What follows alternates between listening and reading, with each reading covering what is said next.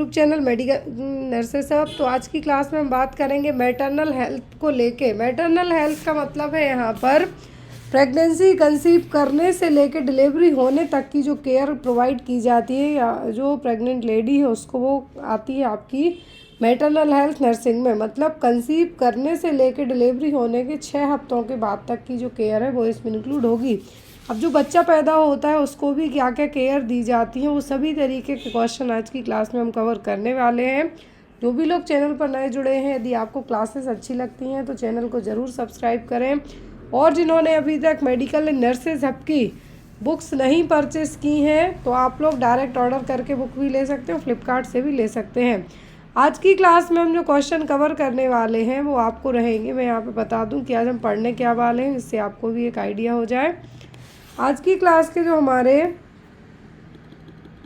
Main question होंगे वो होंगे आपके ओबीजी के, मिडवाइफरी मतलब प्री कंसेप्शन से लेके प्रेगनेंसी कंसीव करने के पहले से लेके डिलीवरी होने के बाद तक के, साथ में चाइल्ड केयर मतलब यहाँ पर न्यूबॉर्न की जो केयर की जाती है ड्यूरिंग द डिलीवरी के टाइम पर, उस टाइम से लेके बाद तक, तो वो सभी क्वेश्चन यहाँ पे आज हम पढ़ने वाले हैं। तो जो भी लोग नए हो, यदि क्लासेस पसंद सर्कमफेरेंस है, ये आपका जो न्यूट्रिशन वाला सेक्शन है उसमें भी आपको पूछा जाता है यदि आप CHO के एग्ज़ाम देते हैं तो। यदि आप डायरेक्ट एग्ज़ाम देते हैं NHM या फिर ग्रुप 5 के लिए या DMER के लिए, तो उसमें या तो आपको एक रेंज दी जाएगी और पूछा जाएगा कि बच्चा कुपोषित है या नॉर्मल है।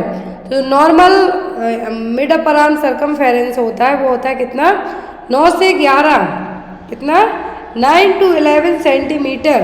जो MUSE चेक करने के लिए टेप यूज़ किया जाता है वो टेप कहलाता है आपका साकिर टेप। ये इस तरीके से है, जो ये आपका साकिर टेप एग्ज़ाम में आता है।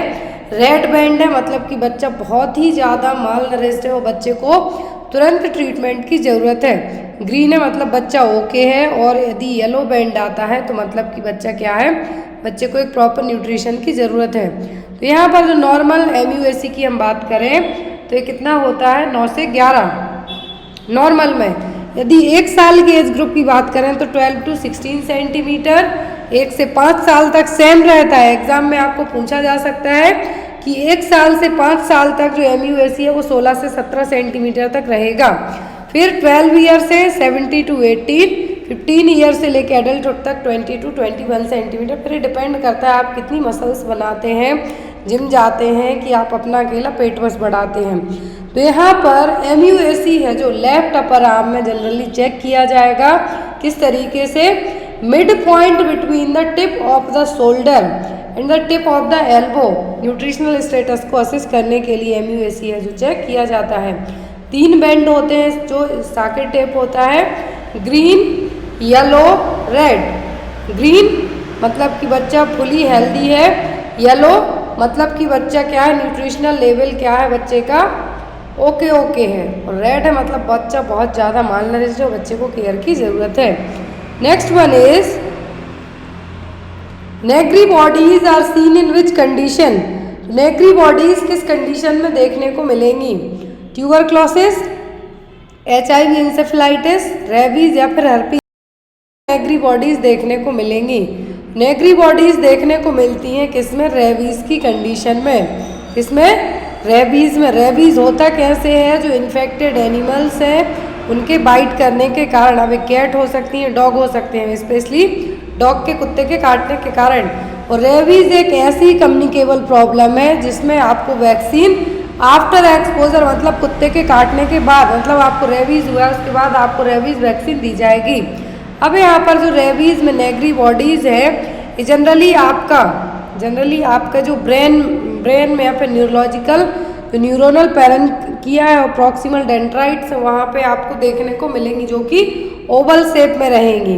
किस में रहेंगी, ओवल शेप में। तो यहाँ पर नेग्री बॉडीज यदि आपको पूछी जाती हैं तो ये कहाँ देखने को मिलेंगी, रेबीज में। रेबीज एक ऐसी प्रॉब्लम है जो कि पोस्ट प्रोफाइलैक्सिस ट्रीटमेंट इसमें अप्लाई जाएगा, मतलब रेबीज होने के बाद आपको वैक्सीन दी जाएगी। एक ऐसी प्रॉब्लम है जिसमें आपको रेबीज हो गया तब वैक्सीन दी जाएगी। क्लियर है। Next is if a baby born with birth weight is 2.9 kg then it means baby is. तो यदि बच्चे का वजन 2.9 किलोग्राम है दैट मीन्स बच्चा कैसा है। लो बर्थ वेट है, वेरी लो बर्थ वेट है, स्मॉल फॉर डेट है या फिर नॉर्मल बर्थ वेट है।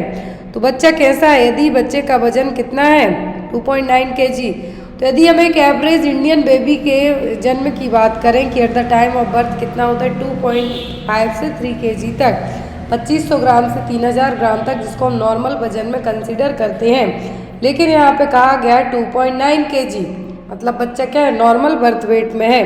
तो यहाँ पर आपका आंसर भी क्या होगा, normal birth weight. Low birth weight babies ऐसे बच्चे होते हैं जिनका जन्म के समय वजन 2500 ग्राम से भी कम हो, 2.5 kg से भी कम हो।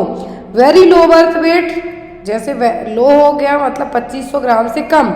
जो जेस्टेशनल एज, मतलब जेस्टेशनल एज का मतलब पैदा तो वो हुए हैं कितने, 38 वीक की प्रेगनेंसी में ही, 37 वीक कंप्लीट करने के बाद पैदा हुए हैं, लेकिन बच्चे का वजन 2500 ग्राम से कम है, तो वो हो गए लो बर्थ वेट बेबीज। फिर आता है very low birth weight babies, मतलब बच्चे ने जेस्टेशनल एज है, गर्भाशय में बच्चा है, जो यूट्रस में बच्चा पूरे 9 महीने रहा है, लेकिन पैदा होने के टाइम पे उसका वजन 1500 ग्राम रहा है। इसके रीज़न हो सकते हैं माँ की जो डाइट है या फिर माँ को कुछ प्रॉब्लम्स रही हैं वो। फिर आते हैं extremely low birth weight babies, जिनका वजन जन्म के समय 1000 ग्राम से भी कम हो, वो कहलाते हैं extremely low birth weight babies. तो यहाँ पर आपको pre term, term, post term अलग है। लो बर्थ वेट मतलब बेस्ड ऑन वजन के हिसाब से, बेस्ड ऑन वेट की बात करें तो LBW, VLBW, ELBW रहेंगे। फिर बेस्ड ऑन जेस्टेशनल एज के हम बात करें तो वो होते हैं प्री टर्म, पोस्ट टर्म और यहाँ पर टर्म प्रेगनेंसी। तो इस तरीके से बेस्ड ऑन जेस्टेशनल एज तो वो है term, post term, pre term. Based on weight तो वो है LBW, VLBW और ELBW। क्लियर है। Next one is what is the normal pulse rate of a child 1 to 2 year. यदि बच्चे की उम्र 1 से 2 साल तक है तो उसकी पल्स रेट कितनी होगी, 80 to 130 पर मिनट, 120 to 160 पर मिनट, 78 to 120 पर मिनट या फिर 60 to 100 पर मिनट। बच्चे की जो नॉर्मल पल्स की बात की जा रही है, बच्चे की उम्र 1 से 2 साल तक है, तो 1 से 2 साल तक की एज में बच्चे की जो पल्स होगी वो होगी 80 to 130 पर मिनट। कितना, 80 to 130 पर मिनट। ध्यान रखिए जैसे जैसे बच्चे की एज बढ़ती जाती है, पल्स रेट है जो एडल्ट की तरह है जो होती जाएगी, 70 से 70 के ऊपर जाती है, मतलब एडल्ट में जो नॉर्मल मानी जाती है 75 तक, 70 to 75 नॉर्मल कंसीडर की जाएगी। वैसे ही यदि at the time of birth पूछे तो बच्चे की पल्स होती है 140 से 160, इतना 140 से 160। अब यहाँ पर यदि बात करें हम 1 से 2 साल एज है तो 80 से 130 पर मिनट। ये चार्ट आप चाहें तो नोट कर सकते हैं या फिर इसका स्क्रीनशॉट ले सकते हैं। नेक्स्ट वन इज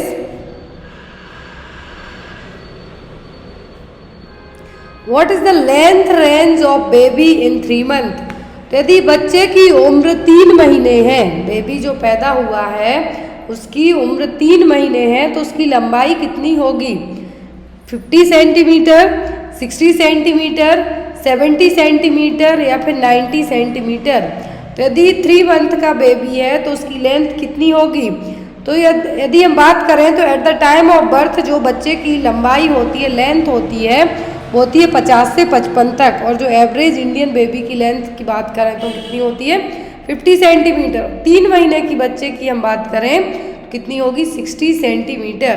कितना, 60 centimetre. Eight the time of birth 50 centimetre होगा। एवरी 3 मंथ में, हर 3 महीने में 5 सेंटीमीटर हाइट है जो बढ़ेगी।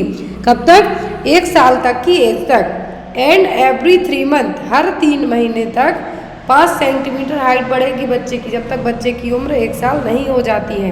तो ये क्या हो गई, बच्चे की लेंथ हो गई। अब हेड सरकमफेरेंस यदि आपको पूछे तो हेड सरकमफेरेंस होता है जन्म के समय 34 से 35, कितना, 34 to 35 सेंटीमीटर। कितना, 34 to 35 सेंटीमीटर। 2 महीने बच्चे की एज होगी तो 38, 3 होगी तो 40, मतलब कि 2-2 सेंटीमीटर है जो बढ़ती जाएगी।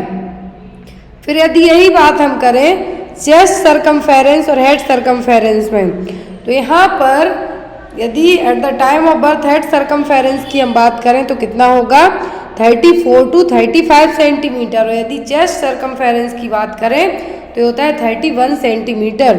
और जैसे जैसे बच्चे की उम्र 1 साल तक की हो जाती है तो हेड और चेस्ट दोनों का सरकमफेरेंस इक्वल हो जाएगा। आफ्टर 1 साल के बाद चेस्ट सरकमफेरेंस ज़्यादा होगा as compare to head circumference. यदि पूछते हैं कि हेड और चेस्ट सरकमफेरेंस किस एज में बराबर होगा तो वो होता है 1 साल की उम्र में। लेकिन जब बच्चे की उम्र 1 साल से ज़्यादा हो जाती है तो चेस्ट सरकमफेरेंस ज़्यादा होता है हेड सरकमफेरेंस से। Clear? Next one is weight of baby at the time of birth is 3.5 kg. Then which age baby weight triple? किस एज में बच्चे का वजन है जो 3 गुना हो जाएगा? जन्म के समय 3.5 kg है तो हमारे बच्चे का वजन 3.5 kg कह सकते हैं हम, 3500 ग्राम कह सकते हैं, या फिर नॉर्मल बस पूछेंगे 2.5 kg। तो यहाँ पे कहा है कि 3 गुना, दैट मीन्स ट्रिपल। ट्रिपल मतलब 3 गुना है जो किस उम्र में हो जाएगा? 12 महीने में, 6 महीने में, 15 महीने में कि 24 महीने में? तो यहाँ पर बच्चे का वजन डबल होता है 5 से 6 महीने की उम्र में। यदि बच्चे का वजन जन्म के समय 3.5 kg है तो ये 7 kg हो जाएगा 6 महीने की उम्र में, 3 गुना हो जाएगा 12 महीने की उम्र में या फिर 1 साल में। Clear? Birth weight, normal birth weight होता है 2.5 kg से ज़्यादा, 2.5 to 3.5 kg नॉर्मल कंसीडर किया जाएगा। लेकिन यदि डबल की बात करें तो 6 महीने में, ट्रिपल कहें तो 12 महीने और 1 साल में। तो यहाँ पर इस तरीके से आपको ये याद रखना है, बच्चे का वजन इस तरीके से बढ़ेगा। Clear? Next one is natural translucency scanning should be done between. तो यहाँ पर जो बेसिक क्वेश्चन है पीडियाट्रिक के, कौन से बेसिक क्वेश्चन हैं पीडियाट्रिक के, तो जो एनटी स्कैनिंग है कब करवाई जाती है? 6 to 10 weeks of pregnancy, 11 to 14 weeks of pregnancy, 14 to 18 weeks of pregnancy या फिर 20 to 22 वीक्स ऑफ प्रेगनेंसी। तो जो एनटी स्कैनिंग है क्या है? एनटी स्कैनिंग है कब करवाई जाती है? एनटी स्कैनिंग होती है 11 से 14 वीक की प्रेगनेंसी में। कब? 11 to 14 वीक्स की प्रेगनेंसी में। एनटी स्कैनिंग से बच्चे का जो फ्लूइड है, जो नेचुरल ट्रांसल्यूसेंसी सोनोग्राफी करवाई जाती है, यहाँ पे बच्चे की जो फीटस की जो नेक है फर्स्ट ट्राइमेस्टर ऑफ प्रेगनेंसी में, यहाँ पर फ्लूइड का किस तरीके से कलेक्शन हो रहा है उसके लिए एनटी स्कैनिंग करवाई जाती है। और इससे बच्चे में डाउन सिंड्रोम या फिर कुछ एबनॉर्मलिटी डेवलप तो नहीं हो रही है वो भी पता की जा सकती है। तो इसीलिए क्या करवाया जाता है? NT scanning. और कब? 11 से 14 वीक की प्रेगनेंसी में। जो हमारा एक शॉर्ट्स चैनल है मेडिकल नर्सेस सबका शॉर्ट्स चैनल, वहाँ पर आपको कल इवनिंग में सोनोग्राफी होती है, जो हर एक ट्राइमेस्टर वाइज सोनोग्राफी करवाई जाती हैं, कितनी ज़रूरी है सोनोग्राफी में बताया क्या जाता है वो सभी आपको बताई जाएगी। एक एक सोनोग्राफी आपको बताई जाएगी कि इस वीक में सोनोग्राफी का मतलब है क्या। क्लियर? 11 से 14 वीक की प्रेगनेंसी में क्या होगा? एनटी स्कैनिंग करवाई जाएगी। और नेचुरल ट्रांसल्यूसेंसी का मतलब यही है कि फीटस की नेक के यहाँ पर कितना फ्लूइड है जो एक्यूमुलेट हो रहा है। Next one is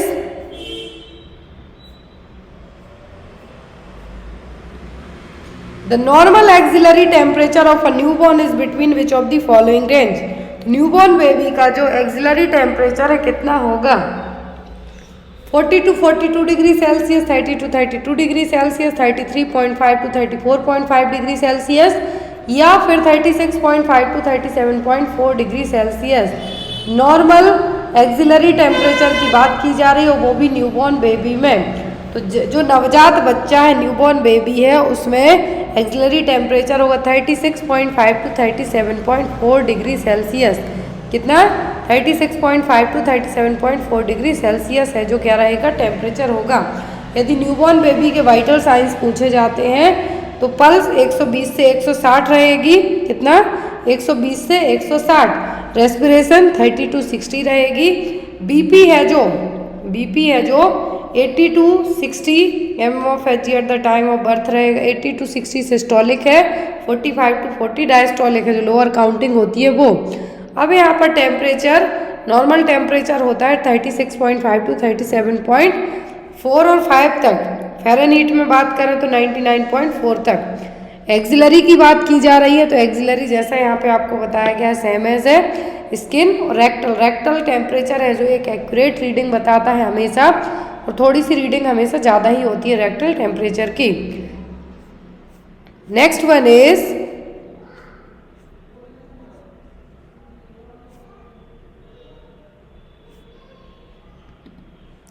which of the following is the natural family planning method. तो यहाँ पर नेचुरल फैमिली प्लानिंग मेथड कौन सी है? ब्रेस्ट फीडिंग, IUCD, वैसेक्टोमी या फिर ट्यूबेक्टोमी। तो जो नॉर्मल जो फैमिली प्लानिंग मेथड है वो इनमें से कौन सी है? तो वो यहाँ पर ब्रेस्ट फीडिंग। क्या है नॉर्मल नेचुरल फैमिली प्लानिंग में? क्या है? Breast feeding. Intrauterine contraceptive device है। वैसेक्टोमी मेल में की जाएगी, ट्यूबेक्टोमी फीमेल में की जाएगी। क्लियर? नेक्स्ट क्वेश्चन यहाँ पे आपको ऐड किया गया है विच IUCD एक्ट्स फॉर 10 ईयर। कौन सी इंट्रायूट्राइन कॉन्ट्रासेप्टिव डिवाइस है जो कि 10 साल तक अपना असर करेगी, काम करेगी? कॉपर टी 200, नोवा टी, कॉपर टी 380, मल्टीलोड 250। तो ये सभी कॉपर टी जो एक फैमिली प्लानिंग मेथड की क्लास है उसमें आपको हर तरीके की कॉपर टी, हर तरीके की फैमिली प्लानिंग मेथड्स हैं जो समझाई गई हैं। तो जो 10 साल के लिए एक्ट करेगा वो होगा कॉपर टी 380। कौन सा? Copper T 380। जो नोवा टी है, नोवा टी और मल्टीलोड, तो यहाँ पर एवरेज लाइफ स्पेन होता है नोवा टी और मल्टीलोड का 5 साल। कितना? 5 साल। कॉपर टी 380A को पैरागार्ड के नाम से भी जाना जाता है। सबसे मैक्सिमम क्या है? सबसे ज़्यादा है जो ड्यूरेशन के लिए लगवाई जा सकती 10 साल तक के लिए, लेकिन आप यदि बीच में कंसीव करना चाहते हैं तो इसको रिमूव भी करवा सकते हैं, और ये हर एक गवर्नमेंट हॉस्पिटल में फ्री डिस्ट्रीब्यूट की जाती है। फिर आती है प्रोजेस्टासाइड, तो 1 साल के लिए है। कॉपर टी 200B जो कि 4 साल के लिए है। और यहाँ पर लेवोनोजेस्ट्रॉल जो कि 7 से 10 साल, लेकिन इसको 5 साल का ही अप्रूवल है। मल्टीलोड या फिर मिरेना की हम बात करें तो 3 साल के लिए। प्रोजेस्टासाइड 1 साल के लिए, मिरेना 3 साल के लिए। तो अलग अलग कॉपर टी हैं जो आपको एग्जाम में पूछी जाती हैं। Next is child survival and safe motherhood program was replace by which program in India. तो जो CSSM प्रोग्राम है, आपने एक सर्किल शेप में एक प्रोग्राम पढ़ा होगा, CSSM प्रोग्राम चाइल्ड सर्वाइवल और सेफ मदरहुड प्रोग्राम। इसके लिए किस प्रोग्राम ने रिप्लेस किया था? मतलब इसको बंद करके इसकी जगह दूसरा प्रोग्राम आया था, इसके आगे इसने काम किया था। MCH, NRHM, ICDS या फिर RCH ने। तो जो चाइल्ड सर्वाइवल और सेफ मदरहुड प्रोग्राम है ये आया था आपका 1995 के टाइम पे। तो इस प्रोग्राम को रिप्लेस किया था RCH ने, reproductive and child health program ने। किसने? RCH ने। तो 1886 में यदि पूछे दाई की ट्रेनिंग, जो दाई होती हैं गांव लेवल पर डिलीवरी के लिए, इनकी ट्रेनिंग स्टार्ट हुई थी 1886 में, 1886 में। मिडवाइफरी के लिए पूछे मिडवाइफरी एक्ट तो 1902 में। फैमिली प्लानिंग प्रोग्राम जरूर आता है। ये जो यहाँ पे प्रोग्राम, इसका स्क्रीनशॉट आप ले लें, आपको एग्जाम में पूछा जा सकता है। फैमिली प्लानिंग प्रोग्राम आया था 1952 में। फिर एक्सपेंडेड प्रोग्राम ऑन इम्यूनाइजेशन तो 1978। फिर यूनिवर्सल इम्यूनाइजेशन प्रोग्राम आया 1985। CSSM आया 1992 में। RCH की फर्स्ट फेज आई थी 15/10/1997, मतलब 15 अक्टूबर 1997। 1 अप्रैल 2005 को सेकेंड फेज आई थी। क्लियर? तो इसका आप स्क्रीनशॉट जरूर ले लें, प्रोग्राम आपको एग्जाम में आते ही आते हैं। Extreme softening of the cervix during the first trimester is known as. तो फर्स्ट ट्राइमेस्टर में सर्विक्स का बहुत ही ज़्यादा एक्सट्रीमली सॉफ्ट होना क्या कहलाएगा? ऑप्शन में है आपका Chadwick sign, Osiander sign, Goodell sign या फिर ऑल ऑफ दी अबव। तो extreme softening of the cervix का बहुत ही ज़्यादा सॉफ्ट होना क्या कहलाएगा? वो भी पहले ट्राइमेस्टर, मतलब शुरू के 3 महीने ही कहेंगे हम, यहाँ पर 12 वीक की प्रेगनेंसी में। जो फर्स्ट ट्राइमेस्टर है, 3 ट्राइमेस्टर में पूरी प्रेगनेंसी डिवाइड की जाती है, 12 वीक करके है जो यहाँ पे डिवाइड की जाती है। टोटल 3 ट्राइमेस्टर में डिवाइड की जाती है। तो पहले ट्राइमेस्टर की यदि हम बात करें तो जो साइन देखने को मिलेगा extremely softening of the cervix, कौन सा होगा? वो होगा गॉर्डल साइन। कौन सा साइन? वो होगा गॉर्डल साइन। अब यहाँ पर जो चैडविक साइन है, यहाँ पर वेजाइना और सर्विक्स का कलर जो कैसा होगा? ब्लू और वॉयलेट होगा। किस लिए? इंक्रीज्ड वैस्कुलरिटी के कारण। तो इनकेस आपको एक्सट्रीमली सॉफ्टनिंग ऑफ सर्विक्स कहें इन द फर्स्ट ट्राइमेस्टर तो आपको कहना है गॉडेल साइन। यदि आपको कहें कि जो वेजाइना और सर्विक्स का कलर ब्लू है पर्पल टाइप का हो रहा है तो ये क्या कहलाएगा, ये कहलाएगा चैडविक साइन। ओसिएंडर साइन का मतलब है लेटरल फॉर्निक्स में 8 वीक ऑफ प्रेगनेंसी में पल्सेशन ज़्यादा फील होना, और ये भी होता है इंक्रीज्ड ब्लड फ्लो के कारण, ब्लड फ्लो की सप्लाई ज़्यादा होने के कारण। तो यहाँ पर 3 तरीके के साइन जनरली होते हैं, probable, presumptive and positive sign. तो प्रोबेबल, प्रिजम्पटिव जो पॉजिटिव साइन है, तो कंफर्मेटरी साइन किसको मानेंगे हम, जिसमें पॉजिटिव प्रेगनेंसी साइन होंगे, मतलब यूएसजी कंफर्म करेगी, अल्ट्रासोनोग्राफी से पता चलेगा जब फीटल हार्ट रेट आपको सुनाई देगी तब, तो वो कौन से कहलाएंगे, वो कहलाएंगे आपके positive sign of pregnancy. Next है यहाँ पर, और जो गॉडेल्स हो गए, चैडविक हो गया, ओसिएंडर हो गए, क्विकनिंग हो गया, ये सभी क्या है, प्रोबेबल साइन है। क्या है, प्रोबेबल साइन है, मतलब एग्जामिनर ने आपको बताए हैं, मतलब एग्जामिनर ने जब आपको चेक किया तो आपको पता चला कि प्रेग्नेंट हैं आप, तभी आपको ये साइन देख जो फील होंगे। एक साइन और एग्जाम में आता है, वो होता है क्विकनिंग। कौन सा, क्विकनिंग, मतलब माँ को जो अपने बच्चे के पहले फीटल मूवमेंट फील होते हैं वो। Next is which of the biomedical marker detected in a mother's blood in neural tube defect. तो न्यूरल ट्यूब डिफेक्ट में माँ के ब्लड में कौन से मार्कर देखने को मिलेंगे, बायोमेडिकल मार्कर देखने को मिलेंगे। जब आप सीरम ब्लड टेस्ट कराते हैं, कौन से बायोमेडिकल मार्कर है जो बढ़े हुए देखने को मिलेंगे, alkaline phosphate, amino acid, ascorbic acid या फिर अल्फा फीटोप्रोटीन। तो होगा alpha fetoprotein. Neural tube defect, neural tube defect का मतलब है कि जो स्पाइनल कॉर्ड है ये क्या कब बनती है, बनती है इनिशियल टाइम प्रेगनेंसी में। तो इसको प्रिवेंट करने के लिए क्या दिया जाता है, फॉलिक एसिड। जब माँ कंसीव करना चाहती है, कोई भी लेडी कंसीव करना चाहती है तो उसको उसी टाइम से फॉलिक एसिड दिया जाना स्टार्ट कर दिया जाता है ताकि बच्चे को न्यूरल ट्यूब डिफेक्ट से प्रिवेंट किया जा सके। इन सम केसेस आपने फॉलिक एसिड भी दिया, लेकिन जब आपने सीरम ब्लड टेस्ट करवाया कौन सा केमिकल मार्कर बढ़ा हुआ होगा कि कंफर्म होगा कि बच्चे को न्यूरल ट्यूब डिफेक्ट डेवलप हो रहा है, तो होगा अल्फा फीटोप्रोटीन। 2 केस होते हैं, एक अल्फा फीटोप्रोटीन रहता तो है जो नॉर्मल लेवल पे रहेगा, लेकिन जब यदि इसी का लेवल अल्फा फीटोप्रोटीन का लेवल बढ़ा हुआ मिलता है मदर के सीरम में ब्लड टेस्ट की रिपोर्ट्स में, तो बच्चे को न्यूरल ट्यूब डिफेक्ट डेवलप हो रहा है। और यदि इसी अल्फा फीटोप्रोटीन का लेवल कम होता है, मतलब बच्चे को डाउन सिंड्रोम ट्रायोसोमी 21 है जो डेवलप हो रही है। Next one is anterior fontanelle normally closes between the ages. तो एंटीरियर फॉन्टेनल कब क्लोज होंगे, 2 and 3 मंथ में, 12 and 18 मंथ में, 3 and 6 मंथ में, 1 and 9 मंथ में। 2 तरीके के फॉन्टेनल होते हैं, एक होता है पोस्टीरियर, दूसरा होता है एंटीरियर। सबसे पहले बंद होते हैं पोस्टीरियर फॉन्टेनल। कौन से, पोस्टीरियर फॉन्टेनल, जो कि 6 to 8 वीक की एज में ही बच्चे के बंद हो जाते हैं, आफ्टर बर्थ के 6 से 8 वीक की एज में बंद हो जाते हैं। लेकिन दूसरे होते हैं एंटीरियर फॉन्टेनल जो कि 12 से 18 महीने की एज में बंद होते हैं। एंटीरियर मतलब जो सामने जो बच्चे का आप जिसको तालू कहेंगे फोरहेड के ऊपर जब आप हाथ रहेंगे, स्पेशली बच्चे की उम्र जब 1 साल से भी कम हो, तो आपको ऐसे लपटप करके यहाँ पे फील होगा। हाथ रख के चेक कर सकते हैं आप, जिसके यहाँ भी बच्चे हों, तो वो क्या होगा, एंटीरियर फॉन्टेनल। और ये जनरली कब क्लोज हो जाते हैं, होते हैं 12 से 18 महीने की एज में। Next is the disease characterized by proteinuria, hypoproteinaemia, diffusive oedema, high serum cholesterol and hyperlipidaemia.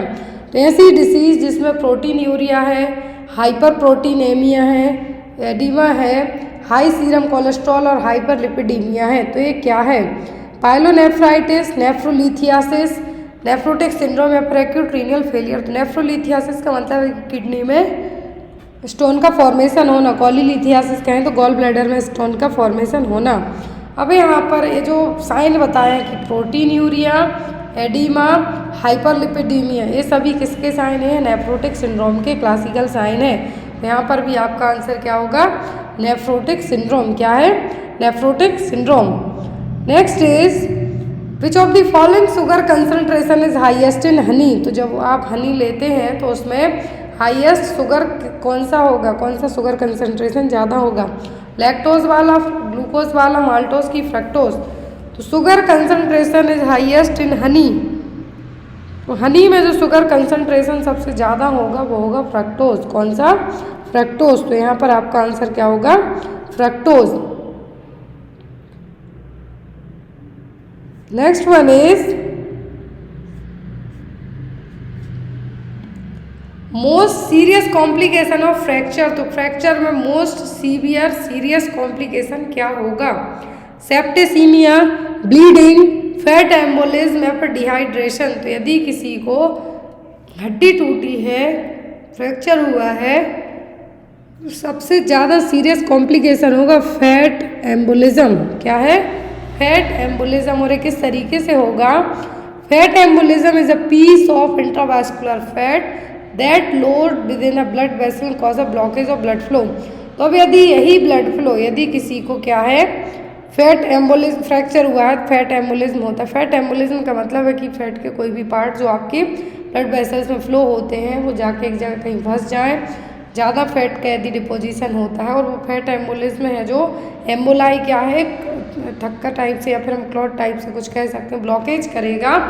तो ये जनरली फ्रैक्चर में इसलिए होगा कि आप ना तो ज़्यादा हाथ पैर चला पाएंगे, और तब होता है जनरली जो लॉन्ग बोन होती हैं, लोअर बॉडी पार्ट्स की जो लॉन्ग बोन्स होंगी उनमें फ्रैक्चर होने के कारण तब फैट एम्बोलिज्म हो सकता है। और फैट एम्बोलिज्म सीरियस कैसे माना जाएगा? कि जो आपके ब्लड फ्लो को ही ब्लॉक करने का काम करेगा, जब ब्लड फ्लो का ब्लॉकेज होगा, प्रॉपर आपकी ब्लड सप्लाई नहीं होगी, ऑक्सीजन नहीं पहुंच पाएगी और एक डेंजर जो चीज़ें कॉज करेगा। नेक्स्ट वन इज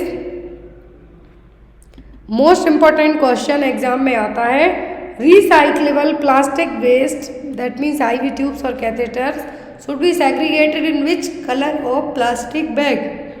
तो रिसाइक्लेबल प्लास्टिक वेस्ट है जिसमें आईवी ट्यूब्स हो गई, कैथेटर्स हो गए, तो इनको आप किसी अलग बैग में सेग्रीगेट करेंगे। तो ये किस कलर के बैग में करेंगे? ब्लैक में, ब्लू में, रेड में कि येलो में? तो ये किस कलर के बैग में आप सेग्रीगेट करेंगे? तो ये चीज़ें आपकी सेग्रीगेट की जाएंगी रेड कलर के बैग में। किस में? रेड कलर के बैग में। तो यहाँ पर आपका आंसर क्या होगा? Red. Next one is all of the below are sign of cardiopulmonary arrest except. तो सभी कार्डियोपल्मोनरी अरेस्ट के साइन है किसी एक को छोड़कर। Absence of pulse, dilatation of प्यूपिल, constriction of प्यूपिल या फिर इमीडिएट लॉस ऑफ कॉन्शियसनेस। तो सभी कार्डियोपल्मोनरी अरेस्ट के साइन है किसी एक को छोड़कर। तो जो नहीं है वो होगा कॉन्स्ट्रिक्शन ऑफ प्यूपिल। क्या होगा? Constriction of प्यूपिल। डायलिटेशन होगा कार्डियोपल्मोनरी अरेस्ट में, ना कि कॉन्स्ट्रिक्शन होगा। कॉन्शियसनेस जाएगी, प्यूपिल डायलेट होंगी, पल्स एब्सेंट रहेगी। जो यहाँ पर कॉन्स्ट्रिक्शन ऑफ प्यूपिल है ये क्लासिकल साइन कंसीडर किया जाता है ओपियोइड पॉइजनिंग का, ओपियोइड ओवरडोज में साइन है जो कंसीडर किया जाएगा। Next is in premature baby that means birth weight is below 2 kg is contraindicated for which vaccine. यदि किसी बच्चे का वजन, प्रीमेच्योर बेबी बच्चा जो पैदा हुआ है, बर्थ वेट उसका 2 किलो से भी कम है, 2000 ग्राम इससे भी कम है, तब आप उसमें कौन सी वैक्सीन नहीं देंगे? OPV, मीजल्स, BCG या फिर हेपेटाइटिस बी। तो eight the time of birth OPV दी जाती है, BCG दी जाती है, हेपेटाइटिस बी दी जाती है। तो आप OPV दे सकते हैं, BCG के लिए आप वेट कर सकते हैं। BCG के लिए आप क्या कर सकते हैं? वेट कर सकते हैं। 1 मंथ तक किसी भी रीजन से नहीं दी गई, 2 kg वाले बच्चे में आप दे सकते हैं। यदि नहीं दी जाती तो 1 मंथ तक दे सकते, 1 मंथ तक नहीं दी जा पा रही तो 1 साल तक आप दे सकते हैं। ओरल पोलियो वैक्सीन दी जाती है। लेकिन यदि बच्चे का वजन, प्रीमेच्योर बेबी पैदा हुआ है, वजन 2 किलोग्राम से भी कम है, तब हेपेटाइटिस बी वैक्सीन कॉन्ट्राइंडिकेट मानी जाती है, नहीं दी जाती है। एक्चुअल में वैक्सीन तुरंत दी जाती है, shortly after the birth. In case babies who is born prematurely and weight less than 2 kg, तब यहाँ पे वैक्सीन नहीं दी जाएगी बच्चे को। Vaccine is less effective. क्यों? क्योंकि 2 किलो से कम है बच्चे का वजन, तो वैक्सीन नहीं दी जाएगी। फिर ऐसे केस में आप बच्चे का वजन बढ़ने का वेट कर सकते हैं, 1 महीने की एज तक बच्चे का वजन बढ़ने का वेट कर सकते हैं, तब आप उस बच्चे को ये हेपेटाइटिस बी वैक्सीन है जो दे सकते हैं। क्लियर है?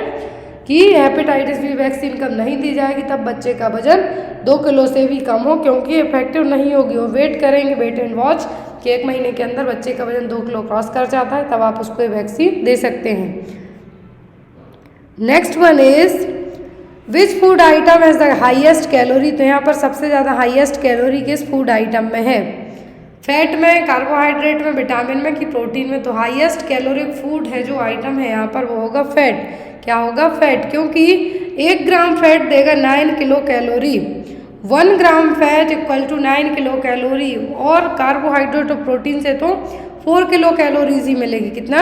4 किलो कैलोरीज ही मिलेगी। तो यहाँ पर सबसे हाईएस्ट कैलोरिक फूड आइटम्स होंगे फैट। कौन से? Fat. What is the full form of HbA1c? HbA1c का पूरा नाम क्या है? ऑप्शन दिए गए हैं आपको, home based new mother care, home based newborn care, house based new mother care, या फिर hospital based newborn care. HbA1c एक प्रोग्राम है, लॉन्च किया गया था। तो यहाँ पर इस HbA1c का नाम क्या है? Home based newborn care. जो इंस्टीट्यूशनल डिलीवरी होती है या फिर जो होम बेस्ड डिलीवरी होती हैं, तो उनके लिए प्रोग्राम लाया गया था। इसका नाम क्या था? Home based newborn care. ये प्रोग्राम लॉन्च हुआ था कब? 2011 में। 2011 में इस प्रोग्राम को लॉन्च किया गया था। ये प्रोग्राम किसके लिए था? It's for the Asha worker, जो एक्रेडिटेड सोशल हेल्थ एक्टिविस्ट है, उनके लिए प्रोग्राम है जो लाया गया था। अब यहाँ पर इस प्रोग्राम का मेन एम क्या था? मतलब कुछ ना कुछ फोकस के साथ सभी प्रोग्राम स्टार्ट किए जाते हैं। इसका टारगेट था कि जो मॉर्टेलिटी रेट है, मतलब जो न्यूबॉर्न बेबीज पैदा हो रहे हैं, न्यूनेटल मॉर्टेलिटी रेट है, उसको हमें क्या करना है? कम करना है, रिड्यूस करना है। जितने भी प्रोग्राम लाए गए हैं, चाहे वो मैटरनल रिलेट करते हो, जैसे JSY स्कीम हो गया, या फिर JSSY स्कीम हो गया, या फिर होम बेस्ड न्यूबॉर्न केयर हो गया, या फिर फैसिलिटी बेस्ड न्यूबॉर्न केयर हो गया, FBNC। जितने भी प्रोग्राम है, इनका टारगेट क्या था? स्पेशली जैसे होम बेस्ड न्यूबॉर्न केयर की बात करते हैं हम, तो ये तो न्यूनेटल मॉर्टेलिटी को कम करने के लिए प्रोग्राम 2011 में लाया गया था। और इसमें जो टारगेट था वो था मेनली डिलीवरी के बाद, after the delivery Asha worker जाके कितने दिनों तक न्यूबॉर्न बेबी को चेक करेंगी। तो वो है यहाँ पर एटलीस्ट 42 डेज तक का यहाँ पर टारगेट रखा गया था। कितना? 42 दिनों तक का, जो एक परपीरियम पीरियड होता है। तो जो 6 विजिट करेगी आशा वर्कर, यदि हॉस्पिटल में डिलीवरी हुई है, यदि इन केस डिलीवरी कहाँ पे हुई है? हॉस्पिटल में, और इंस्टीट्यूशनल डिलीवरी हुई है, तो 6 विजिट करेगी आशा। 30वें दिन, 7वें दिन, 14वें दिन, 21वें दिन, 28वें दिन, 42वें दिन। तो यदि इंस्टीट्यूशनल डिलीवरी हुई है तो कितने दिन? 6 विजिट करेगी आशा। और यदि होम बेस्ड डिलीवरी हुई है, मतलब घर पे डिलीवरी हो गई है, तो जिस दिन डिलीवरी हुई उसी दिन, मतलब कि day 1, day 3, day 7 and day 14, 21, 28 and 42, मतलब जिस दिन हुई है उस दिन और ऐड कर देंगे तो 7 करेगी। और हर एक विजिट का आशा को कुछ ना कुछ पे किया जाएगा, तो वो होगा 250 रुपये पर विजिट। कितना? 250 रुपीज पर विजिट के हिसाब से आशा वर्कर को पे किया जाएगा। आशा का फुल फॉर्म क्या है? Accredited social health activist. तो जो होम बेस्ड केयर हो गई, वो फैसिलिटी बेस्ड न्यूबॉर्न केयर हो गई, FBNC के नाम से जानी जाती है, जो दोनों 2011 में लाई गई थी। लेकिन जो फैसिलिटी बेस्ड न्यूबॉर्न केयर है, ये जनरली डिस्ट्रिक्ट, जितने भी डिस्ट्रिक्ट और टर्शरी केयर हॉस्पिटल होते हैं वहाँ पे अवेलेबल होगी। क्योंकि जो SNCU है, क्या है? SNCU special newborn care unit है, उन बच्चों के लिए लाई गई थी। क्या? FBNC facility based newborn care. Next question है आपका, according to World Health Organization the mother of all pandemic is known as. तो WHO के according mother of all pandemic क्या है? यहाँ पर जो ऑप्शन दिए गए जिसमें से 3 तो पैंडेमिक ही है, COVID-19 भी है, प्लेग भी है, H1N1 भी है। कि क्या है? ये तीनों क्या है? पैंडेमिक है, महामारी ऑलरेडी घोषित हो चुकी है WHO के द्वारा। तो यहाँ पर कौन सी है जिसको मदर ऑफ पैंडेमिक कहा जाता है? मदर ऑफ पैंडेमिक कहलाएगी जो वो क्या है, वो H1N1। आपको लगता होगा प्लेग कि नहीं, H1N1 जो कि वर्ल्ड जो पूरे ऑल ओवर पूरे विश्व में 1918 से 1919 के बीच में फैला था। उस टाइम पे WHO ने इसके लिए क्या कहा था, मदर ऑफ ऑल पैंडेमिक, जितनी भी महामारी हुई है उनकी माँ घोषित कर दिया था WHO ने खुद। तो यहाँ पर यदि बात करते हैं हम, तो फर्स्ट वेव आई थी 1918 में और इसकी सेकेंड वेव आई थी कोविड जैसे ही, जो कि 1919 में। तो यहाँ पर आपको याद रखना है कि मदर ऑफ ऑल पैंडेमिक, सभी महामारियों की माँ किसको कहा गया, H1N1। क्लियर। नेक्स्ट है यहाँ पर, विच of the following anti malarial drug is safe during pregnancy. तो प्रेगनेंसी में कौन सी एंटी मलेरियल ड्रग है जो कि सेफ है, chloroquine, quinine, chloramphenicol and primary वाली एंटी मलेरियल ड्रग है वो कौन सी है, वो है क्लोरोक्विन। कौन सी, क्लोरोक्विन और हाइड्रोक्सी क्लोरोक्विन, जो कि हर एक तीन ट्राइमेस्टर होते हैं प्रेगनेंसी के, first, second and third trimester, तीनों ट्राइमेस्टर में सेफ मानी जाती है क्या, क्लोरोक्विन। आंसर आपका क्या होगा, क्लोरोक्विन और हाइड्रोक्सी क्लोरोक्विन, दोनों आप दे सकते हैं किसमें, प्रेगनेंसी में। यदि कॉम्प्लिकेटेड मलेरिया है तब पूछा जाता है यदि आपको, तो है जो कंबाइंड थेरेपी दी जाती है मलेरिया की वो रहेगी। तो यहाँ पर यदि ओनली प्रेगनेंसी में पूछे तो क्लोरोक्विन। और जो यदि आपको एक और क्वेश्चन आता है यहाँ पे ऐड कर देते हैं कि कौन सा जो मलेरिया की स्पीसीज़ हैं, 4 स्पीसीज़ होती हैं, तो जो फाल्सीपेरम है, फाल्सीपेरम क्या कॉज कर सकती है, सेरिब्रल मलेरिया, ये आपको आता है एग्जाम में। जो प्लाज्मोडियम की जो फाल्सीपेरम स्पीसीज है वो सेरिब्रल मलेरिया कॉज कर सकती है। Household waste including water other than excreta is referred as. Household waste है जिसमें क्या है, वाटर है लेकिन एक्सक्रीटा नहीं है, अदर देन एक्सक्रीटा। एक्सक्रीटा का मतलब है यहाँ पर यूरिन एंड फीकल मटेरियल, तो वो नहीं है तो वो क्या कहलाएगा, सीवेज, रिफ्यूज, गार्बेज या फिर सलेज, क्या कहलाएगा। यदि only household waste water है लेकिन उसमें एक्सक्रीटा नहीं है तो ये कहलाएगा सीवेज। क्या होगा, सीवेज। सलेज का मतलब है कि, सलेज का मतलब क्या है, waste water from household, sink, shower, bath, लेकिन नॉट वेस्ट लिक्विड और excreta from the toilet. Toilet का इंक्लूडेड नहीं है तो क्या सलेज है। और यहाँ पर other than the household waste including water other than excreta is referred as sewage, refuse, garbage या फिर सलेज। क्या कहलाएगा, हाउस होल्ड वेस्ट है जिसमें वाटर के साथ साथ एक्सक्रीटा भी है तो वो होगा क्या, सीवेज। क्या होगा, सीवेज, जिसमें फीकल मटेरियल होगा, यूरिन होगा, टॉयलेट का पानी होगा डायरेक्ट, यदि हम टॉयलेट का वेस्ट कहेंगे तो क्या वो है, सीवेज। लेकिन सलेज का मतलब है यहाँ पर वाटर है, जो वेस्ट वाटर है जो कि सिंक से, शावर से, नहाने से आपके आया, लेकिन इसमें नॉट वेस्ट लिक्विड और एक्सक्रीटा फ्रॉम द टॉयलेट, जो फीकल मटेरियल, यूरिन ये सब मिक्स नहीं होगा।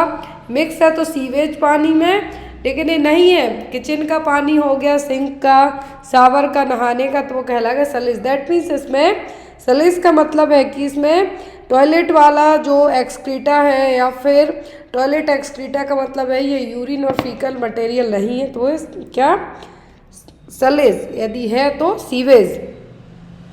Next one, increase in the size और mass of tissue is known as. यदि साइज और मास ऑफ टिश्यू बढ़ रहे हैं तो क्या है, ग्रोथ है, मैच्यूरेशन है, डेवलपमेंट है कि प्रोग्रेस है।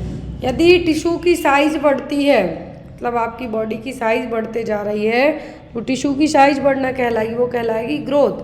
क्या कहलाएगी, ग्रोथ। लेकिन आपका लेवल ऑफ थिंकिंग बढ़ रहा है, सोचने समझने का तरीका बढ़ रहा है, स्किल बढ़ रहे हैं आपके, तो वो क्या कहलाएगा, वो कहलाएगा डेवलपमेंट। क्वांटिटेटिव मेजरेबल, जैसे आपकी लंबाई बढ़ना, वजन बढ़ना, ये सब क्या है, ग्रोथ क्या है, क्वांटिटेटिव मेजरेबल है। टिश्यू की साइज बढ़ रही, सेल्स की साइज बढ़ रही। लेकिन डेवलपमेंट का मतलब है आपके सोचने समझने की क्षमता बढ़ रही है, मैच्योरेशन ऑफ स्किल बढ़ रहा है, कॉग्निटिव स्किल डेवलप हो रहा है, तो क्या है, वो है development. Next one,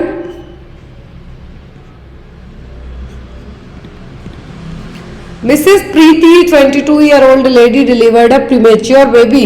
Which of the following medication is useful for the newborn baby? ये नर्सिंग का सबसे फेमस क्वेश्चन है, हर एक एग्जाम में आता है कि प्रीमेच्योर बेबी के लिए कौन सी मेडिसिन देंगे। रीजन भी बताएंगे आपको। ऑप्शन में oxytocin, ranitidine, dexamethasone and testosterone. बहुत इजी पीजी क्वेश्चन है कि प्रीमेच्योर बेबी पैदा हुआ है, 22 ईयर की जो लेडी है, कोई सी भी पेशेंट हो सकती है 22 ईयर की, प्रीमेच्योर बेबी पैदा हुआ। प्रीमेच्योर का मतलब है कि 37 हफ्तों के पहले हो सकता है, 34 में हो गया, 32 में हो गया हो, आफ्टर 25 लेकिन बिफोर 37 होते हैं तो वो कहलाते हैं प्रीमेच्योर बेबी। अब उस प्रीमेच्योर बेबी में, न्यूबॉर्न बेबी में कौन सी मेडिसिन देंगे आप? तो वो की डेक्सामेथासोन। क्यों? क्योंकि डेक्सामेथासोन देने से, जो बीटामेथासोन देते हैं आप, तो प्रीटर्म लेबर को क्या कर सकती है, थोड़ा सा प्रीपोन कर सकती है, सॉरी पोस्टपोन कर सकती है। लेकिन इनकेस हो गया है बेबी, तो डेक्सामेथासोन देने का मतलब क्या है कि बेबी के जो लंग्स है वो प्रॉपर मैच्योर नहीं हो पाए हैं। लंग्स में जो एक सरफेक्टेंट होते हैं वो उतने ज़्यादा नहीं है, इसके कारण ब्रीदिंग प्रॉब्लम हो सकती है। तो लंग्स मैच्योरिटी के लिए क्या दिया जाता है? डेक्सामेथासोन। न्यूबॉर्न बेबी में देने की बात कर रहे हैं, प्रीमेच्योर में, तो वो क्या होगा, लंग्स मैच्योरेशन में हेल्प करेगा, जो कि आपको सांस लेने में हेल्पफुल है, जो आपके लंग्स वही तो काम करेंगे। तो यहाँ पर आपका आंसर क्या होगा? डेक्सामेथासोन। प्रीटर्म जो प्रीमेच्योर बेबी हुआ है उसमें आप डेक्सामेथासोन देंगे। नेक्स्ट इज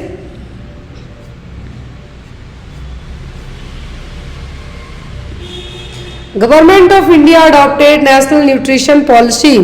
तो भारत सरकार ने नेशनल न्यूट्रिशन पॉलिसी को कब अडॉप्ट किया था? 1997, 1996, 1965 या फिर 1993 में गवर्नमेंट ऑफ इंडिया ने नेशनल न्यूट्रिशनल पॉलिसी कब अडॉप्ट की थी? तो ये की थी इंडिया ने 1993 में। कब? 1993 में, 1993 में। Next one,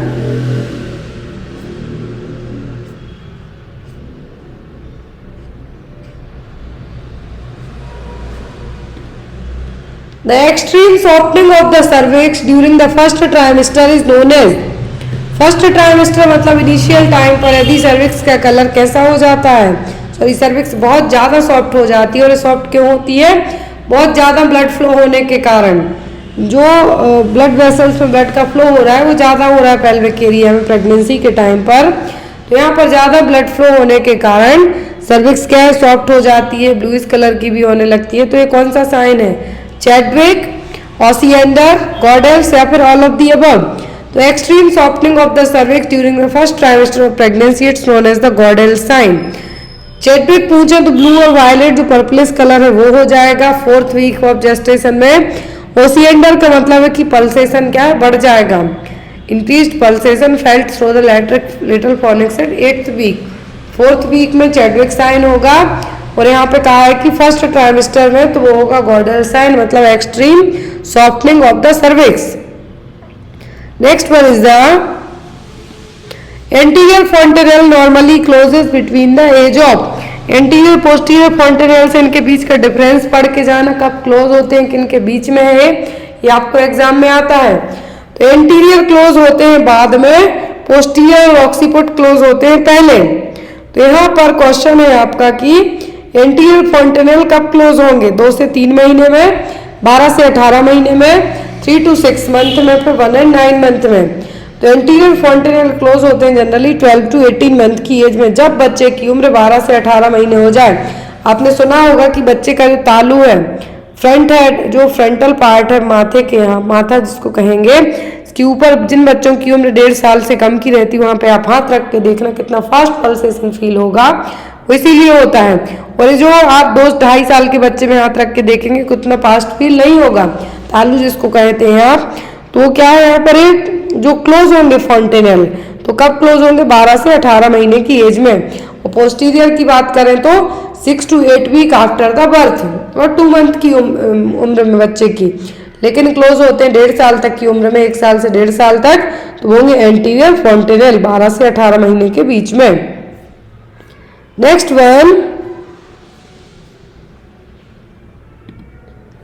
which of the following sugar concentration is highest in Honey? तो जो हनी है, शहद है, उसमें सबसे ज्यादा कौन सी शुगर होगी? लैक्टोज, ग्लूकोज, माल्टोज या फिर फ्रक्टोज? कौन सी शुगर सबसे हाईएस्ट होगी? हाईएस्ट कंसंट्रेशन ऑफ शुगर किसमें होगी? लैक्टोज, ग्लूकोज, माल्टोज या फिर फ्रक्टोज में होगी? किसमें होगी? फ्रक्टोज में। Which of the following perinatal infection disease is the mostly contagious? Perinatal disease यहाँ पर है जो कि बहुत ज्यादा कंटेजियस है। वो पेरीनेटल डिसीज कौन सी है? Syphilis, hepatitis B virus, HIV या फिर हर्पीज सिम्प्लेक्स वायरस। पेरीनेटल जो एक टाइम पीरियड होता है जब प्रेगनेंसी हो, become pregnant and up to a year after giving birth, मतलब कंसीव करने के बाद से लेकर डिलीवरी होने तक का जो ड्यूरेशन है वो पेरीनेटल पीरियड है। यदि इस टाइम पे कंटेजियस इन्फेक्शन की बात की जा रही है तो वो सबसे ज्यादा कंटेजियस कौन सा होगा? है तो सभी कंटेजियस बच्चे को हो सकते हैं, लेकिन सबसे ज्यादा कंटेजियस होगा हर्पीज सिम्प्लेक्स वायरस। क्या है? Herpes simplex virus. कैसे? मैंने जो हर्पीज सिम्प्लेक्स वायरस है, क्लेमाइडिया भी हो सकता है, निसीरिया गोनोरिया भी हो सकता है। क्यों? नॉर्मल वेजाइनल डिलीवरी के टाइम पर, क्योंकि ये बैक्टीरिया मोस्ट ऑफ दी कहाँ पर रहते हैं? जो प्रोडक्टिव पार्ट है वहाँ पर, डिलीवरी के टाइम पर बहुत इजीली बच्चे में ट्रांसमिट हो सकते हैं। तो इसीलिए यहाँ पर जो highly contagious according to option के आपको कहा है, हो तो सबके चांसेस ज्यादा है, HIV हो सकता है, सिफिलिस हो सकता है, लेकिन सबसे ज्यादा कंटेजियस होगा herpes simplex virus, because herpes virus can also be spread to the baby if the mother has a blister caused by herpes on her breast and she can feed the baby with the affected breast। तो यहाँ पर सबसे ज़्यादा जो herpes होने के chances होंगे first 4 weeks after the birth. तुरंत में तो बच्चे को इवन कुछ साइन ही नहीं दिखेंगे, लेकिन यदि इन केस ब्लिस्टर कहाँ पर है? ब्रेस्ट में है, जो वेजाइनल ट्रैक्ट एरिया यहाँ पर है, तो बच्चे को इजीली ट्रांसमिट हो सकता है। सबसे ज्यादा कंटेजियस यहाँ पर क्या होगा? होगा herpes simplex virus. Next one, within what period of post delivery should RH the immunoglobulin be given to appropriate candidate to prevent anti-D iso immunization? Duration पूछा है, एंटी-D आइसो इम्यूनाइजेशन कितने time के अंदर देंगे? कभी भी इस तरीके से आपको क्वेश्चन आता है तो ये दिया जाता है विद इन कितने घंटों के? 12 घंटे, 24 घंटे, 72 घंटे या फिर 80 घंटों के अंदर। तो हमेशा 72 घंटे के अंदर है जो RHD आइसो इम्यूनाइजेशन है एडमिनिस्टर किया जाता है, ताकि बच्चे को भी आप प्रिवेंट कर सकें। नेक्स्ट है यहाँ पर ophthalmia neonatorum is caused by. तो ऑप्थेल्मिक न्यूनेट्रम का कॉज क्या है? Neisseria gonorrhoea, cytomegalovirus, herpes virus या फिर human papilloma virus. Ophthalmia neonatorum का मतलब है कि न्यूबॉर्न बेबी में होने वाली एक तरीके की कंजक्टिवाइटिस, न्यूबॉर्न बेबी में होने वाली कंजक्टिवाइटिस उसको कहा जाता है ऑप्थेल्मिक न्यूनेट्रम, और उसका जो कॉज होगा वो होता है निसीरिया गोनेरिया। क्या है? Neisseria gonorrhoea. Ophthalmia neonatorum conjunctivitis of newborn baby के नाम से भी जानी जाती है। आई इन्फेक्शन होगा within the first 30 days of life, और ये होगा जनरली बर्थ कैनाल के यहाँ पर। यदि सेक्सुअली ट्रांसमिटेड डिसीज है, माँ को निसीरिया गोनोरिया है, तो बच्चे को जो न्यूबॉर्न कंजक्टिवाइटिस और ऑप्थेल्मिया न्यूनेट्रम होने के चांसेस रहेंगे। इसीलिए यहाँ पर आपका आंसर क्या होगा? निसीरिया गोनोरिया। ऑप्थेल्मिक न्यूनेट्रम का दूसरा नाम है न्यूबॉर्न कंजक्टिवाइटिस। याद रखें आप, आपको एग्जाम में आ सकता है newborn conjunctivitis. Most of the exam में ऑप्थेल्मिक न्यूनेट्रम ही पूछा जाता है।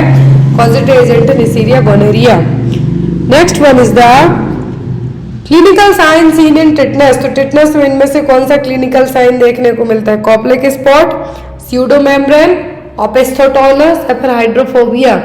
तो हाइड्रोफोबिया देखने को मिलता है रेबीज में, कॉप्लिक मिलता है मीजल्स में, स्यूडोमेम्ब्रेन डिप्थीरिया के केस में देखने को मिल सकती है। तो जो ओपिस्थोटोनस जो टोनस मतलब मसल से रिलेट करता है, कुछ मसल्स अफेक्ट होती हैं किसमें, टिटनेस में।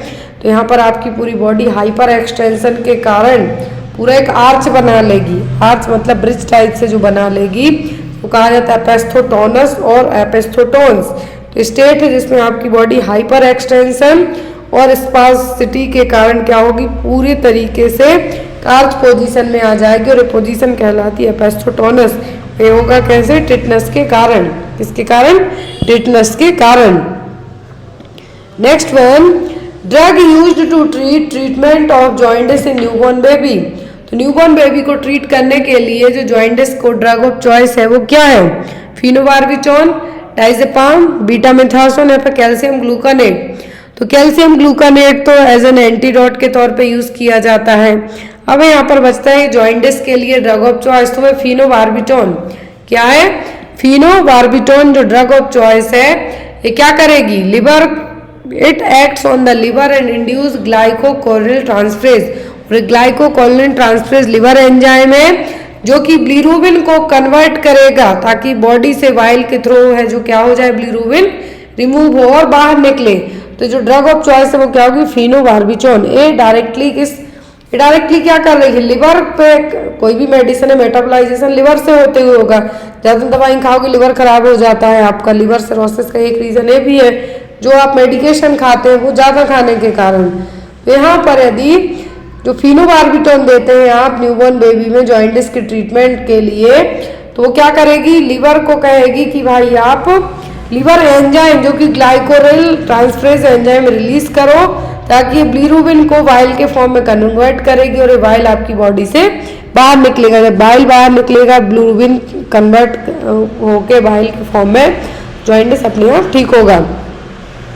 Next is primary complex in a chest x ray is a characteristics feature of. आप लोगों ने, जिन भी लोगों ने अभी तक चेस्ट एक्सरे का शॉर्ट्स नहीं देखा वो लोग देख लें कि एक्सरे जो आपका चेस्ट एक्सरे होता है उसमें 10 टाइप के एक्सरे यदि किए जा रहे हैं, 10 अलग अलग डिसीज में चेस्ट एक्सरे अलग तरीके से शो होगा।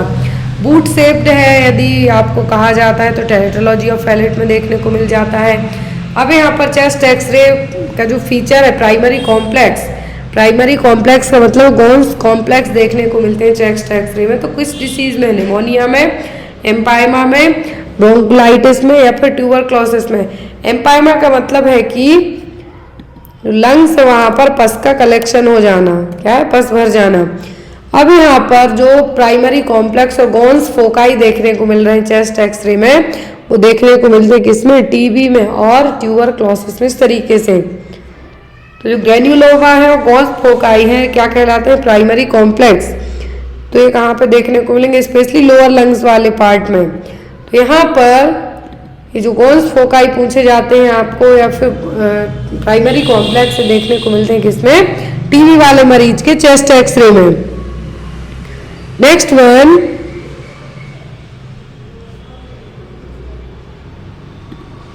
a baby born at CHC for its first immunization which can be given to him।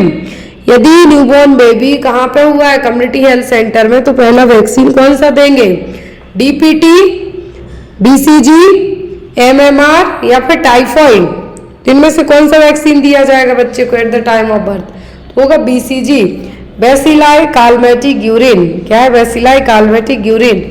BCG के अलावा भी दी जाती है जो वैक्सीन, एक होती है OPV 0 डोज। पूछा जाता है एट द बर्थ जो OPV दी जाती है वो क्या कहलाता है, 0 डोज ऑफ वैक्सीन। फिर एक और दी जाती है hepatitis B intramuscular, clear. BCG दी जाती है left upper arm ID route से, इंट्राडर्मल रूट से।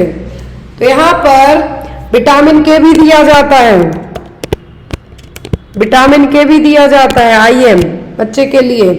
तो यदि at the time of birth BCG vaccine दी जाती है, यदि BCG का वैक्सीन डोज पूछते हैं 0.05 ml eight the time of birth, लेकिन जब बच्चे की उम्र 4 हफ्तों से ज़्यादा हो जाए, 1 महीने से ज़्यादा हो जाए, 0.1 ml देंगे, लेकिन 1 साल तक ही दी जाती है। एक टाइम का जो शॉट है BCG का एटलीस्ट बच्चे को 20 साल तक प्रोटेक्ट करके रखेगा। ओपीवी की जो डोज दी जाती है वो 0 डोज दिया जाता है, ओरली 2 बूंद। हेपेटाइटिस बी IM रूट से दिया जाता है। अब यहाँ पर जो बात की जा रही है, एक और छोटा सा 1 मिनट का टॉपिक ऐड किया गया, वैक्सीन वेल मॉनिटर। तो BBM पॉलिसी किस वैक्सीन के लिए अप्लाई की जाती है, तो वो की जाती है OPV के लिए। मोस्टली एग्जाम में आपको इससे 2 क्वेश्चन आते हैं। BBM का फुल फॉर्म कौन सी वैक्सीन के लिए यूज किया जाता है और क्यों किया जाता है। तो वैक्सीन की लगाने लायक जो क्षमता बची है नहीं, एक्सपायर्ड तो नहीं हो गई, उसके लिए यूज किया जाता है। यदि इनर स्क्वायर आउटर सर्किल से अलग कलर में है, मतलब ये क्या है, वैक्सीन यूज की जा सकती है। फिर यदि इनर स्क्वायर जो और आउटर सर्किल है क्या है, लाइटर है देन आउटर रिंग से, तब भी यूज कर सकते। लेकिन जब दोनों सेम कलर के हो जाएं तो डिस्कार्ड कर देनी है, वैक्सीन यूज करने लायक नहीं है। या फिर जो बाहरी सर्किल है वो सेम कलर का है, लेकिन जो इनर स्क्वायर होता है वाइट कलर का वो ज्यादा डार्क हो जाए, तो इस टाइम पे भी क्या कर देना है, आपको डिस्कार्ड कर देनी है vaccine. Inner square darker then the outer ring, मतलब जो बीच का स्क्वायर है, चौथी स्टेज होती है जब वो क्या हो जाए, ज्यादा डार्क हो जाए आउटर रिंग से, तब भी डिस्कार्ड कर देनी है। और यदि दोनों का कलर सेम हो जाए तब भी डिस्कार्ड कर देनी है। लेकिन यदि आउटर सर्किल और जो इनर स्क्वायर का कलर अलग अलग है तब आपको यूज कर सकते हैं। तो जो 2 लास्ट की स्टेज है, कलर एक सा हो जाए तब यूज नहीं करना है, इनर स्क्वायर का कलर ज्यादा डार्क हो जाए तब भी यूज नहीं करना है, वैक्सीन को थ्रो इट कर देना और डिस्कार्ड कर देना है। Clear. Next one is the characteristics fever found in typhoid is, typhoid में जो फीवर आता है उसका फीचर क्या है। ऑप्शन में है यहाँ पर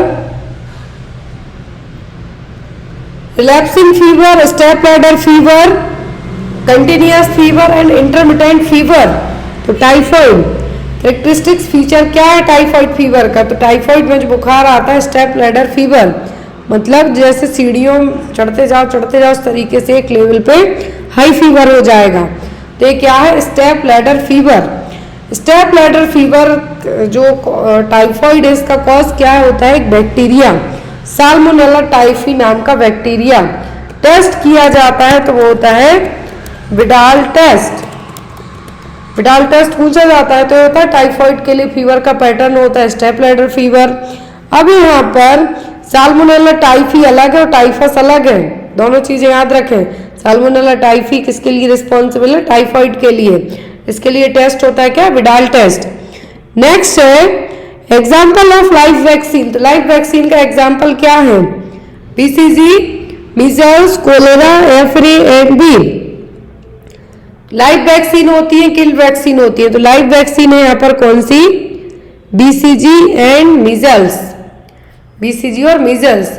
लाइव वैक्सीन में आती है आपकी BCG, OPV, yellow fever, typhoid, chicken pox, rubella, influenza की जो स्प्रे वाली है, मीजल्स, मम्स और टाइफस। क्लियर। ये देखिए यहाँ पर लाइव और इनएक्टिवेटेड और किल्ड वैक्सीन। टॉक्साइड में ओनली डिप्थीरिया और टिटनेस बस आते हैं। एक क्वेश्चन आपके लिए, आंसर आप लोग कमेंट बॉक्स में देना।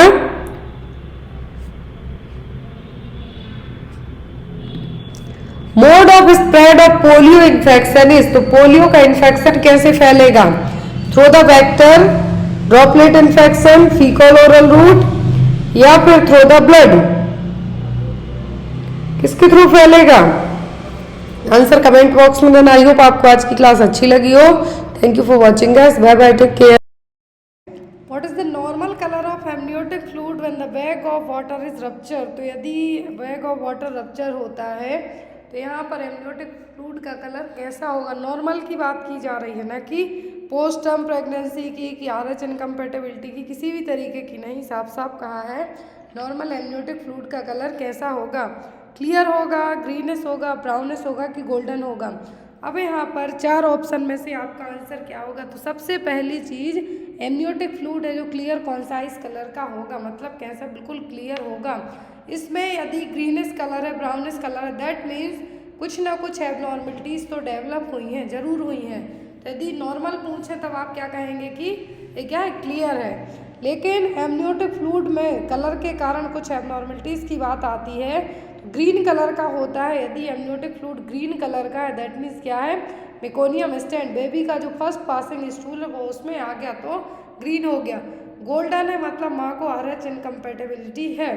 ऐसे केस में एज सून एज बच्चा डिलीवर होता है और कॉर्ड क्लैंप कट की जाती है, अर्ली कॉर्ड क्लैंपिंग की जाती है कि माँ की जो एंटीबॉडी है वो बच्चे में ट्रांसफ़र ना हो पाए। यदि ग्रीनिश येलो कलर का है मतलब बच्चा पोस्ट मैच्योरली पैदा हुआ है, दैट मीन्स 42 वीक की प्रेगनेंसी के बाद बच्चा पैदा हुआ है तो ग्रीनिश येलो रहेगा। जैसे जैसे 35 वीक की प्रेगनेंसी के बाद जैसे जैसे वीक्स बढ़ते जाएंगे वैसे वैसे एमनियोटिक फ्लूइड का कम है जो लेवल है कम होते जाएगा, जिसको हम AFI इंडेक्स कहेंगे, एमनियोटिक फ्लूइड इंडेक्स कहेंगे। जैसे जैसे प्रेगनेंसी 35 वीक की आगे जाएगी AFI इंडेक्स कम होते जाएगा और हाइड्रोमनियस होने के चांसेस बढ़ जाएंगे। पोस्ट मैच्योर प्रेगनेंसी में हाइड्रोमनियस होने के चांसेस ज़्यादा रहेंगे। और यहाँ पर यदि डार्क रेड कलर का आता है एमनियोटिक फ्लूइड दैट मीन्स कुछ ना कुछ एक्सीडेंटल ब्लीडिंग हुई है, हेमरेज हुआ है। यदि टोबैको जूसी, ऐसा तंबाकू का जो कलर होता है ब्राउनिश टाइप का रहेगा amniotic fluid, that means baby जो फीटस है उसकी डेथ यूट्रस में ही हो चुकी है, इंट्रा यूट्राइन डेथ। बेबी की जो डेथ है वो कहाँ हो गई, यूट्रस में ही हो गई है, तब एमनियोटिक फ्लूइड का कलर ब्राउन रहेगा। और इन केस आप बहुत सारे केसेस सुनते हैं कि यदि माँ के यूट्रस में ही बच्चे की डेथ हो जाती है और यदि जो बच्चा डेथ हुआ है उसको विदिन 24 आवर के बाहर नहीं निकाला जाता है तो माँ को इन्फेक्शन फैलना स्टार्ट हो जाता है, माँ को सेप्टिसीमिया होने के चांसेस बहुत ही ज़्यादा बढ़ जाते हैं। Next is inflammation of the fallopian tube. तो फैलोपियन ट्यूब का इन्फ्लामेशन क्या कहलाएगा? ऑप्शन में है यहाँ पर साल्पिंजाइटिस, एंडोमेट्राइटिस, सर्विसाइटिस या फिर वेजाइनाइटिस। तो यहाँ पर जो फैलोपियन ट्यूब जिसको आप यूटेराइन ट्यूब के नाम से भी जानते हैं, तो एक इसके इन्फेक्शन और इन्फ्लामेशन को आप क्या कहेंगे? साल्पिंजाइटिस। क्या कहेंगे? साल्पिंजाइटिस। तो यहाँ पर आपका आंसर होगा साल्पिंजाइटिस।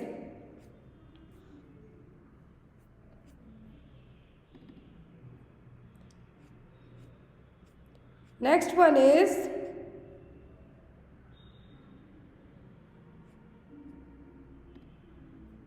विच stage of puerperium period is called remote stage. ये क्वेश्चन हमने कुछ दिन पहले भी पढ़ा था कि परपीरियम पीरियड में रिमोट स्टेज कौन सी कहलाएगी? Within 24 hour after the child birth, early up to 7 days या फिर अप टू 6 वीक या फिर none of the above. Puerperium period में रिमोट स्टेज कौन सी कहलाएगी? तो रिमोट स्टेज कहलाती है अप टू 6 वीक तक की। कितनी? 6 वीक तक की। अब यहाँ पर स्टेज होती है परपीरियम पीरियड की। परपीरियम पीरियड की 3 स्टेज होती हैं। इमीडिएट परपीरियम मतलब पहले 24 घंटे, the first 24 hour after पर्चुरेशन। Baby की डिलीवरी होने की प्रोसेस क्या कहलाएगी? बर्थ, जो वेजाइनल बर्थ है या फिर जन्म देने की जो प्रक्रिया है वो कहलाती है पार्चुरेशन। तो यहाँ पर 24 आवर, जो फर्स्ट 24 आवर है ये कहलाएगा पार्चुरेशन के बाद का immediate puerperium period.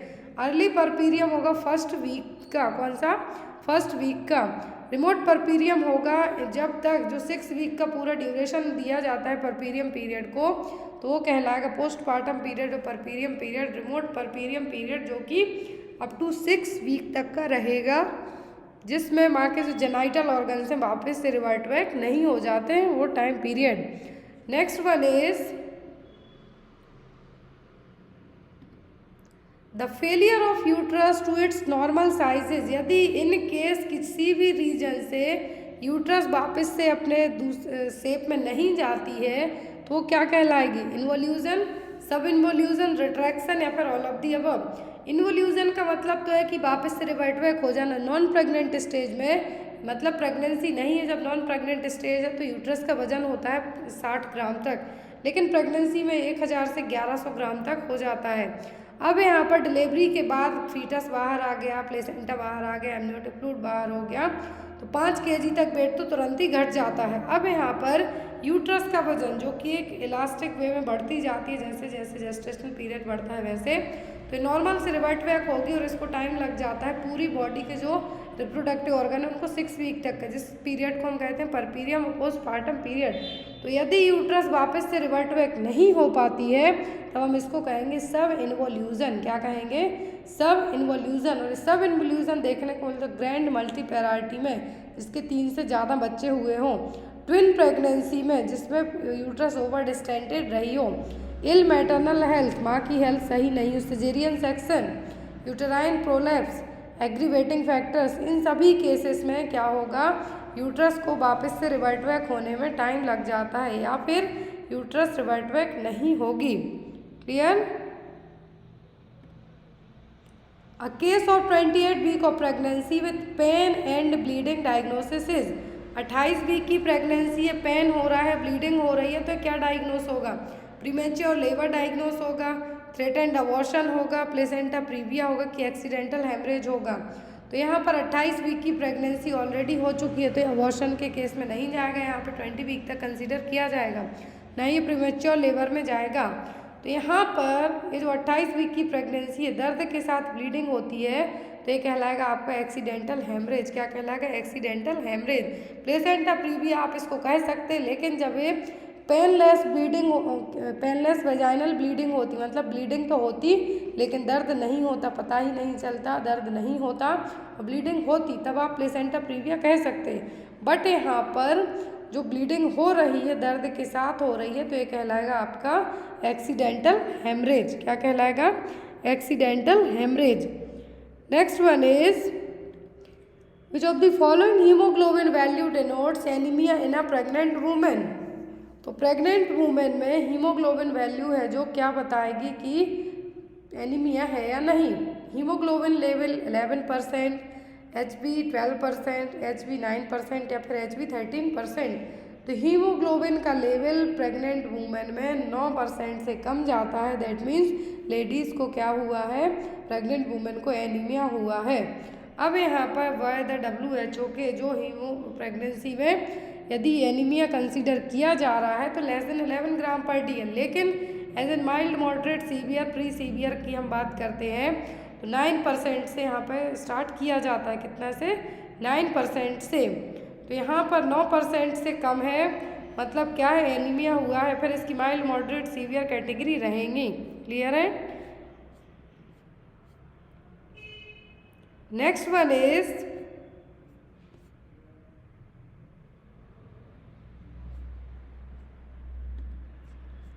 Good attachment sign of breast feeding are all except. तो गुड अटैचमेंट साइन सभी है ब्रेस्ट फीडिंग के किसी एक को छोड़कर।